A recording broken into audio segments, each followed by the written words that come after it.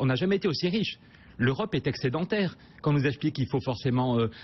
l'Europe, on a encore dégagé 25 milliards d'excédents le mois dernier. C'est déséquilibré entre le Nord et le Sud, mais l'Europe est excédentaire. Globalement, oui, c'est vrai. Donc ça veut dire est-ce qu'on est en permanence à vouloir être plus compétitif que le voisin et à baisser encore plus les salaires?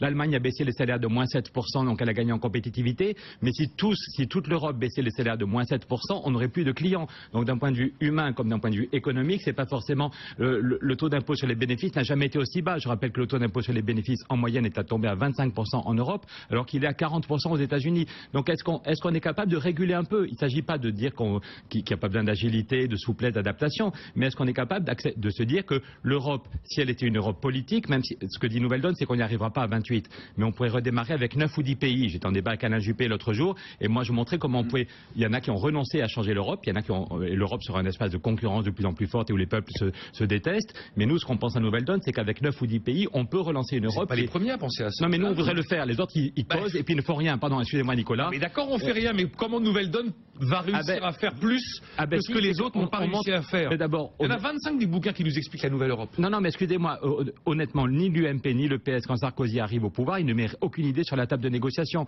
Quand François Hollande arrive au pouvoir, il va voir Angela Merkel le 15 mai, il dit qu'il faut tout mettre sur la table, il ne met rien sur la table de négociation. Nous, on fait des propositions concrètes.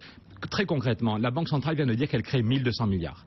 C'est un truc qui est énorme, 1200 milliards. Du quantitative easing. Voilà. Est-ce que ces 1200 milliards vont sur les marchés financiers? Oui. Pour préparer la prochaine crise financière? On a bien rigolé en 2008, on voudrait que la prochaine fois ce soit encore plus rigolo. Ou est-ce que ces 1200 milliards vont dans l'économie réelle? Et ce que propose Nouvelle Donne, c'est un pacte européen qui fait que pendant 20 ans, la transition énergétique serait financée dans tous nos pays. La France aurait chaque année 40 milliards à taux zéro pour financer des travaux d'isolation. Ça donnerait du boulot à 200 000 personnes. La Banque centrale européenne n'a pas le droit de faire ce que vous dites. Mais vous vous trompez, Nicolas, parce que la Banque centrale européenne peut très bien prêter à l'Union européenne.